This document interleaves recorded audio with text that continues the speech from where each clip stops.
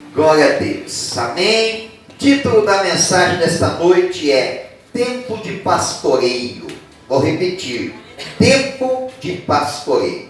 Para fazer uma pequena introdução nessa mensagem de hoje, eu vou precisar ler alguns textos da Palavra de Deus. Então eu quero que você acompanhe junto comigo.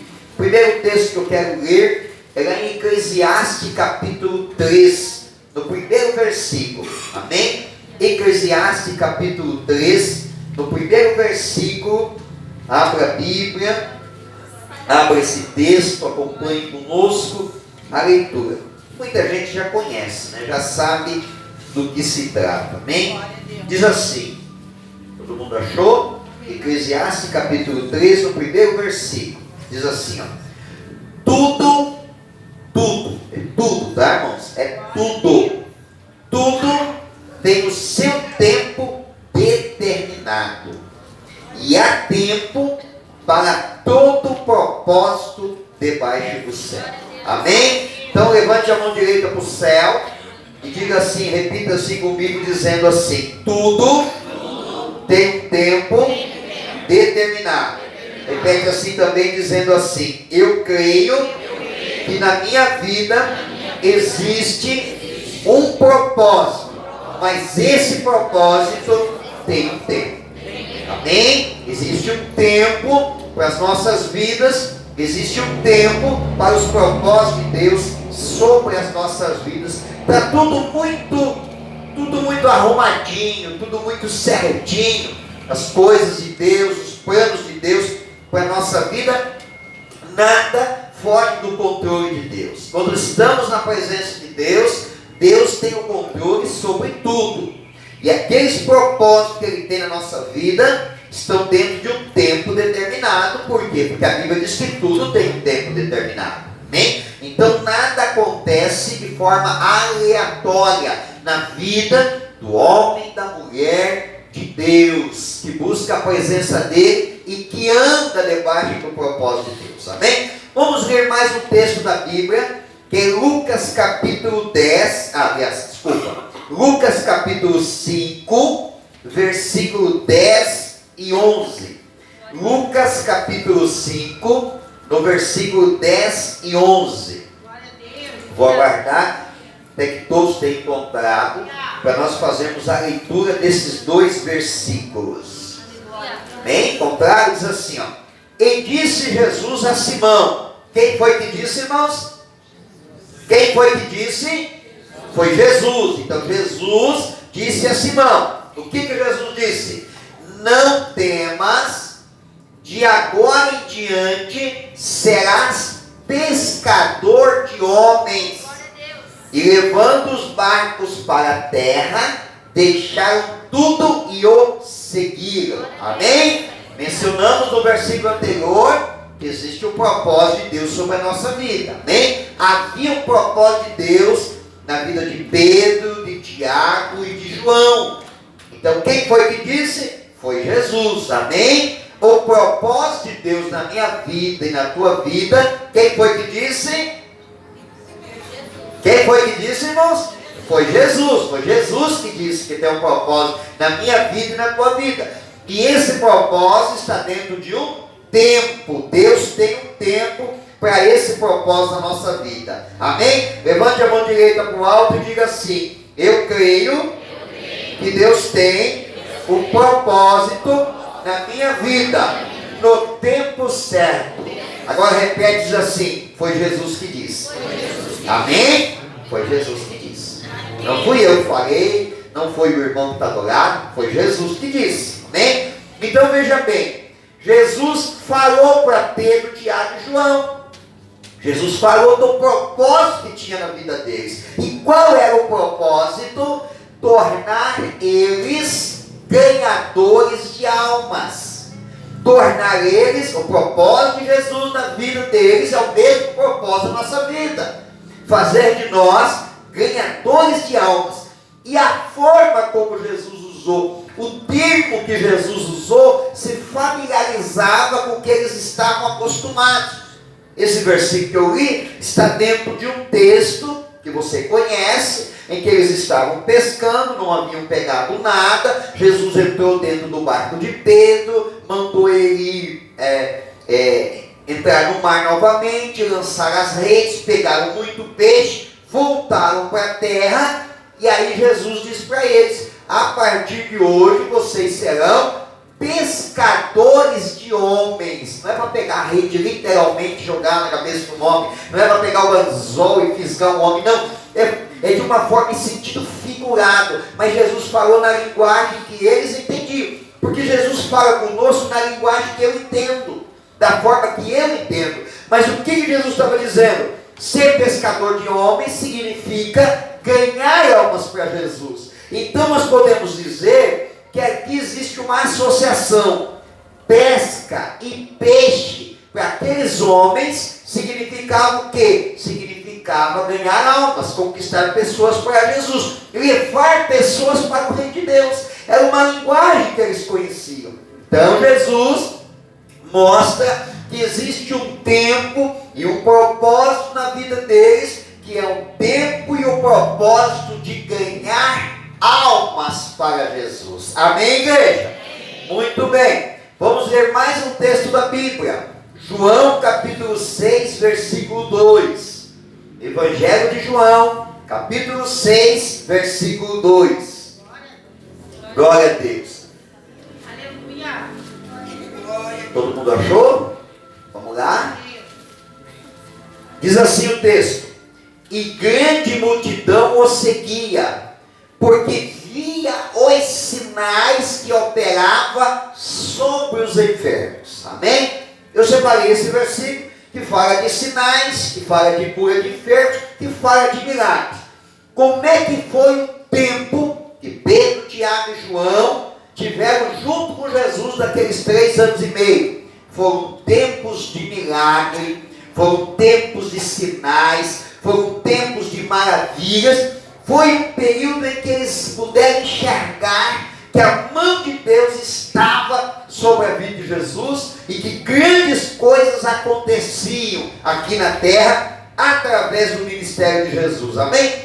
Então, isso serviu para quê, irmãos? Serviu para despertar neles ainda mais o desejo, a vontade, o propósito de fazer a obra de Deus. Jesus estava sinalizando o que para eles? Chegou o tempo de que o céu desceu até na terra, para que grandes coisas possam acontecer.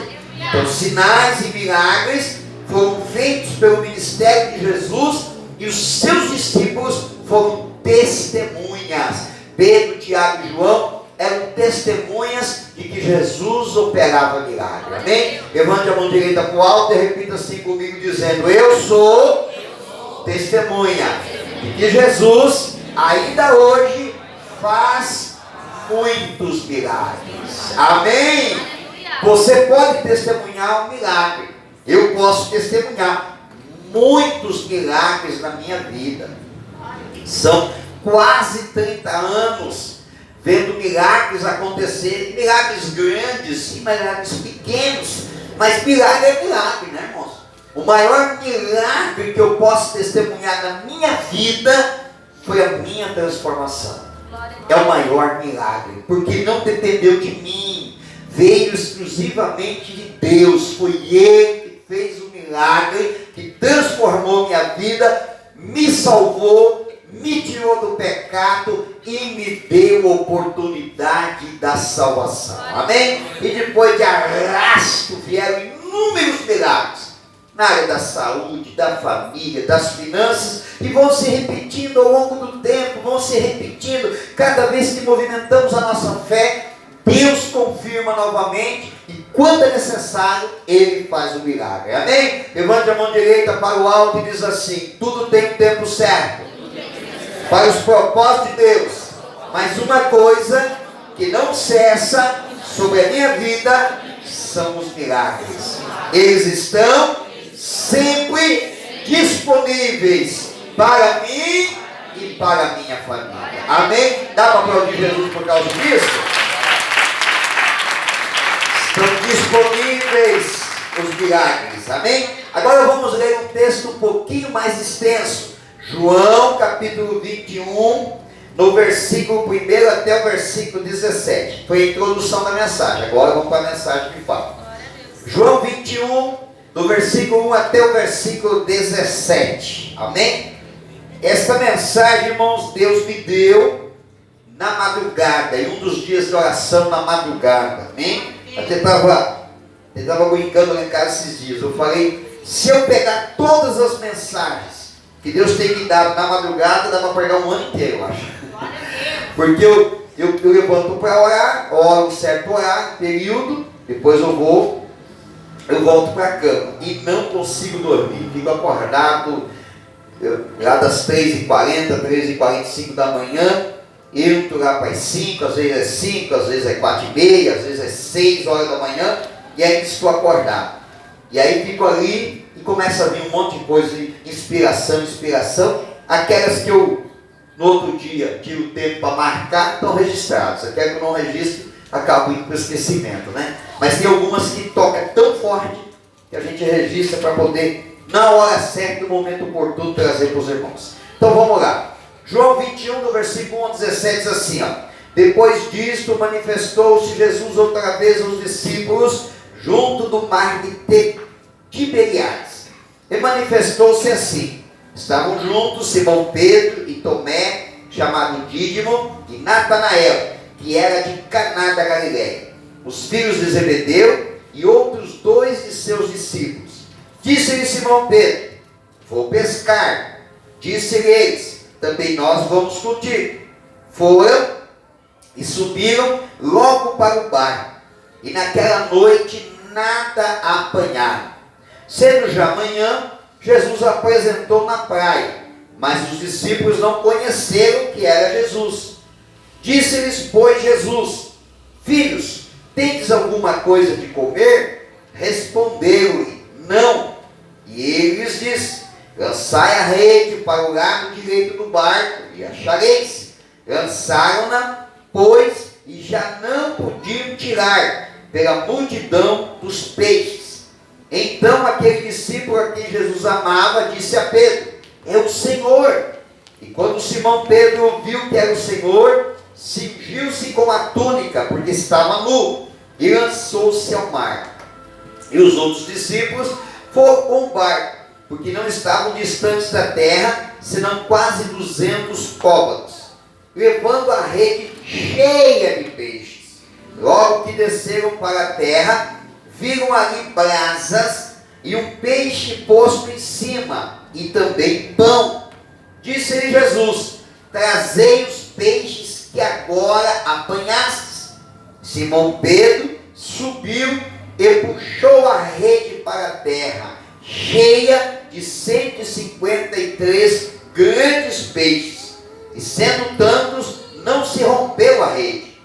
Disse-lhe Jesus, vinde, comei. E nenhum dos discípulos ousava perguntar-lhe, quem és tu? Sabendo que era o Senhor. Chegou, pois, Jesus, tomou o pão e deu-lhes, e semelhantemente o peixe. E já era a terceira vez que Jesus se manifestava aos seus discípulos, depois de ter ressuscitado dentre os mortos. E depois de terem jantado, disse Jesus a Simão Pedro, Simão, filho de Jonas, amas-me mais do que a estes? E ele respondeu, sim, Senhor, tu sabes que eu te amo. Disse-lhe, apacenta os meus cordeiros. Tornou a dizer segunda vez, Simão, filho de Jonas, amas-me? Disse-lhe, sim, Senhor, tu sabes que te amo. Disse-lhe, apacenta as minhas ovelhas. Disse-lhe terceira vez, Simão, filho de Jonas, amas-me? Simão entristeceu-se por lhe ter dito terceira vez, amas-me? Disse-lhe, Senhor, tu sabes tudo e tu sabes que eu te amo. Jesus disse-lhe, apacenta as minhas ovelhas. Amém? Vamos aprender algumas coisas aqui com essa passagem, assimilando um pouquinho do que nós ouvimos até agora. A primeira delas é o seguinte, sem Jesus não existe pescaria. Em todos os sentidos. Lá atrás, Pedro estava pescando como pescador profissional e chegou um momento que as coisas não estavam dando certo. A pessoa pode até viver sem Jesus por um longo tempo da sua vida, mas vai chegar uma hora que vai faltar, vai chegar uma hora que as coisas não vão dar certo, porque sem Jesus não existe pescaria. Vamos trazer o quesito em que Pedro entendeu que pescaria também está relacionada a ganhar almas para Jesus, a ser um pescador, que cabe para nós também. Nós somos pescadores de almas, pescadores de homens. Existe um propósito de Deus na nossa vida, que é o propósito de nós ganharmos almas para Jesus. Não existe sentido na vida do cristão se ele não for um ganhador de alma. Quando o cristão ele desiste de ser um ganhador de almas, ou ele não se preocupa em ser um ganhador de almas, perde o sentido do verdadeiro cristianismo. Então, é uma lição para nós. Sem Jesus não existe pescaria. Não importa a estratégia, não importa o que façamos, sem Jesus, se Ele não for o comandante do barco, se Ele não estiver na frente, se Ele não comandar a pescaria, nós não vamos ter êxito. Então, sem Jesus não existe pescaria. É o que está acontecendo nessa passagem. Você veja que essa passagem não é a mesma do início, onde eles estavam pescando e não pegavam nada. Não, agora eles já conhecem Jesus. Eles já tiveram um tempo de experiência, um tempo de milagre. Eles já viveram um tempo de milagre. E agora eles voltam a pescar e parece que acontece tudo de novo.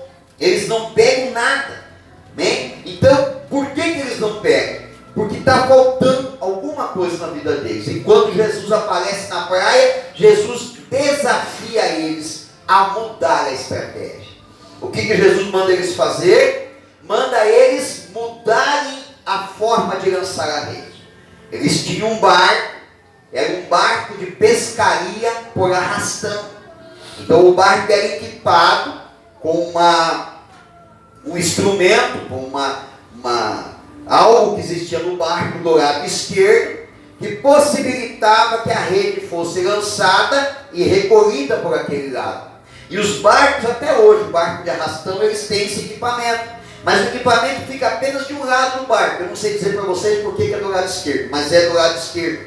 Joga a rede e recolhe a rede, para que a rede não pegue na proa do barco, no motor do barco. Na época não era motor, provavelmente era uma vela, enfim, mas era daquele lado. Então, para recolher a rede daquele lado, Jesus manda fazer o quê? Ele manda usar uma estratégia diferente, jogar do lado direito, onde não havia esse equipamento, onde contrariava a razão humana. Por quê? Porque a pescaria de almas, a pescaria de vidas, ela contraria qualquer estratégia humana. Não é a estratégia humana que dá resultado, é a voz de Jesus. Agora eu quero destacar uma coisa importante. Jesus muda a estratégia, a gente tem que estar preparado sempre, quando necessário, mudar a estratégia. Ouvir Jesus, o que Ele tem para falar, e se precisar mudar a estratégia, que muda a estratégia. Mas eu quero destacar uma coisa interessante aqui. Uma coisa interessante. Jesus não advertiu eles por estarem pescando. A gente pode ler o texto em algum momento e pode dizer assim, sabe por que eles não estavam pegando? Porque não era para eles estarem ali pescando. Eles não eram mais pescadores de peixe, eles eram pescadores de alma. Mas você não vê Jesus advertir ele, você não vê Jesus chegar na praia e dizer assim, o que é que vocês estão fazendo aí? Não, Jesus faz uma pergunta e pergunta para eles, vocês têm alguma coisa para comer? Vocês têm um peixe para oferecer? E a resposta deles é não. Então Jesus ele não advertiu a pesca. Jesus trouxe a solução, mandando jogar a rede do lado direito. Amém? Não há uma advertência da parte de Jesus, do tipo assim, vocês estão fazendo errado, eu não mandei vocês fazer isso. Não. A constatação de Jesus é, vocês têm alguma coisa para me oferecer? E a resposta deles qual é? Não. Quantas vezes Jesus ele fala para nós a respeito disso? O que vocês têm para me oferecer? E nós temos que dizer para Ele que não temos nada para oferecer. Que não temos um peixe, que não temos uma alma, que não temos uma vida para oferecer. E é interessante que Jesus manda jogar do lado direito, eles jogam a rede, e qual é a surpresa deles? O resultado é imediato. Sabe por quê, irmãos? Porque não depende de mim, não depende de você, depende de Jesus. Porque a obra dele, por mais que ele confiou na minha e na tua mão, a obra ainda continua pertencendo a ele. É ele que faz a obra. Amém? Vamos ver a terceira constatação. Quando eles saem, quando eles veem aquela pesca maravilhosa, Pedro é o primeiro que pula do barco e nada até a praia. Quando eles chegam lá, o que eles encontram? Jesus pediu para eles se eles tinham alguma coisa para comer, mas quando eles chegam lá, o que eles encontram? Uma fogueira, e ao lado da fogueira, em cima das pedras, tinha o quê? Peixe e pão. Peixe, nós já entendemos que peixe representa vidas, representa alma, representa providência de Deus, é o símbolo de pessoas. Mas e o pão? O que o pão está fazendo ali? Mateus 26, 26, assim, ó. E quando comia, Jesus tomou o pão, abençoando, partiu, deu aos discípulos e disse: tomai e comei, este é o meu corpo. O pão representa sacrifício. Quando eles chegam na praia, o que eles veem à beira da fogueira? Eles veem o peixe, o símbolo de almas, o símbolo de vidas ganham para Jesus. Mas eles veem do lado o quê? O pão. É uma lição que Jesus está deixando. Você sabe como é que a gente ganha alma? O sacrifício de Jesus. O que alcança pessoas para Jesus é o sacrifício de Jesus, e não a nossa vida. O nosso empenho, a nossa dedicação é importante, mas não é ela que vai salvar. Você pode ter a melhor estratégia do mundo, mas o que salva vidas é o sacrifício de Jesus. Amém? Quem está entendendo tem que dizer amém. Agora veja bem, quarta observação que eu quero fazer. Jesus pede que eles apresentem o que eles haviam pescado. Pedro vai lá e arrasta a rede, 318 grandes peixes estavam na rede. Jesus pede a eles que apresentem. Sabe por quê, irmãos? Porque Jesus pede para nós. Nós temos que apresentar a Ele. É uma prestação de conta. Como é que está sendo o nosso ministério? Como é que está sendo o teu ministério? Como é que está sendo a tua célula? Jesus, ele entregou a sua vida. Domingo agora nós vamos comemorar a Santa Ceia, que é o sacrifício de Jesus. O sacrifício de Jesus é para salvar a alma, porque a Bíblia diz assim: Deus amou o mundo de tal maneira que deu o seu Filho unigênito, para que todo aquele que nele não crê, todo aquele que nele crê não pereça, mas tenha a vida eterna. Está relacionada com salvação. O sacrifício de Jesus é salvação, é peixe, ganha alma. E ele pede uma prestação de conta. Cadê as almas que vocês ganharam? Cadê as pessoas que eu entreguei a minha vida por elas, entreguei na mão de vocês lá na cela? Cadê essas pessoas? É uma prestação de conta. Quinta observação que eu quero fazer. Depois que eles vêm comer com Jesus, estão comendo pão, comendo peixe, a Bíblia diz que eles estão jantando com Jesus. Jesus interroga Pedro, pergunta para ele 3 vezes. E eu não quero falar das 3 vezes, porque tem um outro sentido. Eu quero falar da missão que Jesus deu para Pedro. Cada vez que Jesus perguntou para Pedro: Pedro, tu me ama? E Pedro respondeu que sim. O que Jesus disse para ele? Pesque homens para o meu reino? Não. Faça milagre na obra? Não. O que Jesus disse?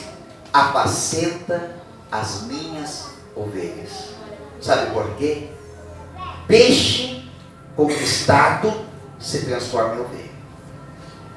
Quando a pessoa está sendo ganha para Jesus, ela é um peixe. Mas depois que ela se agrega com o pão, depois que o pão é colocado junto com o peixe, ele se transforma numa ovelha. E aí Jesus está dizendo para Pedro assim: apacenta as minhas ovelhas. Então, irmãos, eu vou concluir a mensagem dizendo o seguinte: tem tempo de milagres, tem tempo de pesca, tem tempo de sacrifício e tem tempo de pastoreio. Tempo de pastoreio. O que é o pastoreio? O nosso formato e o nosso sistema de igreja, ele é compartilhado. O pastoreio está na mão de uma pessoa só. O pastoreio está na mão da igreja. Através das nossas células, nós pastoreamos o rebanho que Jesus confiou em nossas mãos. E aí eu quero salientar um ponto importante. Quando Davi foi lutar com Golias, os irmãos de Davi disseram para ele assim: com quem você deixou aquelas poucas ovelhas que você cuida? Qual será que foi a resposta de Davi? Davi provavelmente disse assim: eu deixei aos cuidados de um líder. Eu deixei aos cuidados do núcleo da célula. Porque o meu pastoreio é um pastoreio compartilhado. O pastoreio desta igreja é compartilhado. Não é feito por uma pessoa só. Não é feita só por meia dúzia. É feito pela própria igreja. E o que é pastoreio, irmãos? Rapidinho para nós encerrar. O que é pastoreio? Porque quando nós ouvimos esse termo pastorear, dá uma sensação de uma coisa complexa. Não é. O que é pastoreio? O que um pastor de ovelhas? Vamos falar um pastor de ovelha, ovelha animal. O que um pastor de ovelhas ele faz? Ele apenas cuida do rebanho. Ele cuida da ovelha. Ajuda a ovelha a chegar numa pastagem verde. Ajuda a ovelha a chegar em águas limpas. Cuida da ovelha de noite para que o lobo não venha roubar. Cuida se uma ovelha está mais doente ou mais pequena, ou está se afastando do rebanho. Cuida para que aquela ovelha volte novamente para perto do rebanho. É isso que é pastoreio, é cuidar das pessoas. Glória a Deus. É se dedicar. Pastoreio, irmãos, não é espancar a ovelha, não é machucar a ovelha, não é tirar a lã dela, não é sacrificar a ovelha. Pastoreio é cuidar da ovelha. É cuidar para que ela tenha saúde. Por quê? Porque uma ovelha saudável, uma ovelha com saúde, dá cria. Ela dá cria. Ela vai produzir. Ela vai gerar outras ovelhas. Uma ovelha saudável, ela vai gerar uma ovelha saudável. E esse é o papel meu e teu, que faz parte do núcleo da célula. É a nossa responsabilidade. É pastorear o nosso rebanho. Essa foi a última coisa que Jesus disse para Pedro. Já tinha ensinado Pedro a pescar. Já tinha ensinado Pedro que sem ele não podia fazer nada. Já tinha mostrado para Pedro sinais, prodígios, maravilhas. Já tinha feito muitos milagres. Tinha tempo para tudo na vida de Pedro. Mas agora Jesus ensina uma lição. Eu quero que você cuide das minhas ovelhas. É esse o tempo que nós estamos vivendo hoje, irmãos. Esse é o tempo. O propósito de Deus, ele tem um tempo determinado. E o nosso tempo de hoje é cuidar das ovelhas. De quais ovelhas? Talvez lá na sua célula seja uma só. Mas tem uma ovelha lá, não tem? Então, se os irmãos devem perguntarem para você hoje, com quem deixastes aquelas poucas ovelhas? Você vai dizer assim: tem uma célula que está cuidando daquela ovelha. Com muito amor, com muito carinho e com muita dedicação. Amém? Te convido a ficar em pé essa noite para nós orar.